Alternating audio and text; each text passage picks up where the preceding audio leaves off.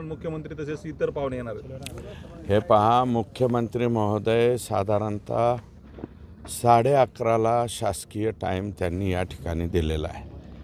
एक थोडंसं 10-15 मिनटं इकडं तिकडं होतील. साधारणतः 11:45पर्यंत येतील आणि 2 वाजेपर्यंत हा कार्यक्रम चालेल. साधारणतः 2 पर्यंत, 1:30पर्यंत, 2पर्यंत आणि कार्यक्रम संपून नंतर मच्छिंद्रनाथ गडावर साहेब जे आहेत ते तिथे लँड होतील. काय आहे की संपूर्ण भारतवर्षामध्ये नाथ संप्रदायाला मानणारा, नाथ संप्रदायावरती प्रेम करणारा प्रचंड भाविक या देशामध्ये आहे आणि संपूर्ण भारतवर्षातली एकमेव संजीवन समाधी ही आष्टी तालुक्यामध्ये आहे. तिच्या दर्शनाला आणि तिथल्या कामाच्या भूमिपूजनाला साहेब येणार आहे. अण्णा उद्या नाही, मिरवणूक जी आम्ही ठेवली होती त्या मिरवणुकीला साहेबांनी नकार दिला. मग आम्ही ती मिरवणूक कॅन्सल केली. परंतु लोक जे आहे या मतदारसंघामधले लोक माझ्यावरती चांगलं प्रेम करतात आणि इतरही ठिकाणी माझ्यावरती प्रेम करणारे लोक आहेत. आणि यावर्षीचा वाढदिवस आहे मी संतोष देशमुखांच्यामुळं साजरा केलेला नाही. किमान त्या निमित्तानं माझी भेट होईल म्हणूनसुद्धा अनेक लोक या कार्यक्रमाला येतील आणि मतदारसंघाचं कल्याण होतं आहे ना. आम्हाला आता 1.68 मिळालं, पूर्वी 500 MCFT मिळालं, साधारणतः 2.5 TMC पाणी मिळालं. आणखी आमची अपेक्षा मुख्यमंत्र्यांकडनं आमच्या हक्काचं 4 TMC पाणी मिळावं आणि पाटोदा आणि शिरूर या 2 तालुक्याला 3.5 TMC पाणी मिळावं एवढी अपेक्षा आमची मुख्यमंत्र्यांकडनं आहे आणि हा शासकीय कार्यक्रम आहे. त्याच्यामुळं मुख्यमंत्र्यांकडून ह्या अपेक्षा आणि याच्यातनं आशेचा किरण हे जे दिलं आहे शिंपोरा ते खुंटेफळ आणि या खुंटेफळला जे आत्ता 300 कोटी रुपये दिले ते मुख्यमंत्र्यांनी दिलेत. त्याच्यामुळं मुख्यमंत्र्यांकडून आशा आहे. म्हणून लोक शेवटी काय आशावादी माणूस असतो आणि साहेबांकडनं गॅरंटी आहे. वरती मोदी की गॅरंटी, मोदी है तो मुमकिन है, तसं राज्यामध्ये सुद्धा देवेंद्रजी है तो मुमकिन है हे लोकांना वाटायला लागले. म्हणून लोक अतिशय चांगल्या भावनेनं माझ्या ड्रीम प्रोजेक्ट हा जो खुंटेफळ आहे ज्याचं स्वप्न 5-6 या साली मी पाहिलं होतं ते स्वप्न माझं आज पूर्ण होतं आहे. स्वतः मुख्यमंत्री जे येणार आहेत त्यांच्यासोबतच पंकजा मुंडे देखील येतील अशी माहिती आहे. तुमच्याकडे काय माहिती आहे कसं? नाही, आम्हाला आत्ताच निरोप आलेला आहे. त्यांचे PA जे आहेत प्रदीप कुलकर्णी यांच्याकडनंही निरोप आला आहे आणि दीपक खेडकर त्यांचाही माझा फोन झाला आहे. त्या येणार आहेत. शासकीय कार्यक्रम आहेत. प्रोटोकॉलप्रमाणे आम्ही त्यांचा सत्कार करू.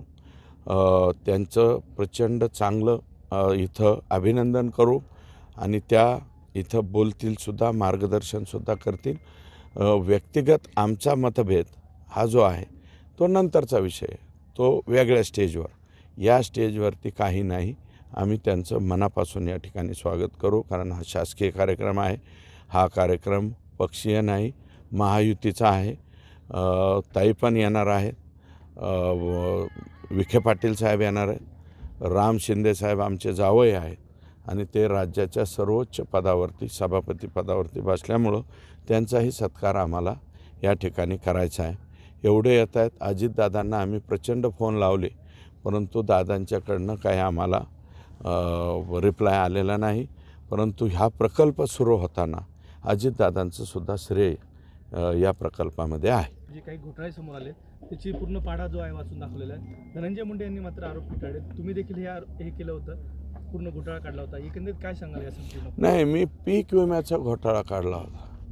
अजून मी त्यांचं नाव घेतलं नाही. मी फक्त म्हणलं आका आणि त्यांचे आका, ते कोण आहेत मला माहिती नाही. पण पीक विम्याचा घोटाळा हा 5,000 कोटींचा घोटाळा आहे आणि याच्या बाबतीत मला असं कळतं आहे की दिल्लीच्या केंद्र सरकारच्या मंत्र्यांनीसुद्धा याच्या बाबतीमध्ये सुप्रियाताईंच्या प्रश्नाला उत्तर देताना आज काहीतरी स्टेटमेंट केलं आहे. केंद्र सरकारचीच ही कंपनी आहे आणि या कंपनीने नेमलेले काही अधिकारी हे सुद्धा घोटाळ्यामध्ये सामील आहेत, जे कंत्राटी पद्धतीने नेमलेले आहेत ते पण आहेत.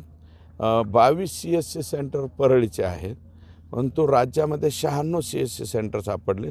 पण त्या 96 जे टोटल आहेत त्याचे 22 CSC सेंटरच मार्गदर्शक असणार आहे. हे पण मी तुम्हाला सांगतो. इतर कोणते घोटाळे आहेत मला काय आज कळालेलं नाही असं मला वाटतं. संपर्क मंत्री पदाची देखील जबाबदारी दिली आहे. एक प्रकारे भाजपाच्या बीडचं जे नेतृत्व आहे ते पंकजा मुंडेंकडे दिल्याचे संकेत पक्षाकडून दिले गेले. पक्ष जे निर्णय घेईल त्याच्या बाबतीत आम्ही काय बोलणार. आता मंत्रिपदाच्या बाबतीत त्यांचा निर्णय घेतला पक्षाने, आम्ही काय म्हणलो का बाबा, काय म्हणता येत नसतं.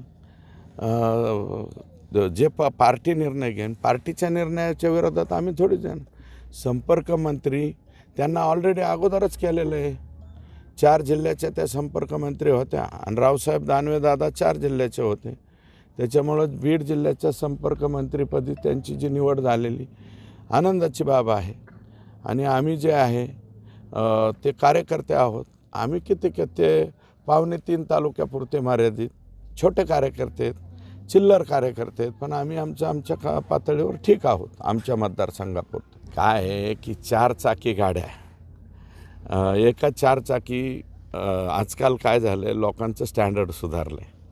एक स्कॉर्पिओ गाडी घेतली तर काय करतात, ड्रायव्हर एक, त्याच्या शेजारी एक बसतो, पाठीमागे 3 जण बसतात, 5च जण बसतात. मागच्या हौदात कोणी बसायचं ही पंचायत असते. हौदात कोणी बसत नाही. मग एका स्कॉर्पिओ गाडीत माणसं किती येतात, 5. त्याच्यापेक्षा आम्ही विनंती केली की बाबा श्री आणि सौ दोघंही मोटरसायकलवरती बसा, कारण नाहीतरी गावातल्या सगळ्या टमटम पिकअप हे असल्या स्कॉर्पिओ गाडी अमुक टमुक, जे आता गरिबी परिस्थिती आहे आमच्याकडं, गाड्या जास्त नाही आहेत 4 चाकी, जेवढ्या काय आहेत तेवढ्या बुक झाल्या. मग आता उरलं आहे काय तर मोटरसायकल.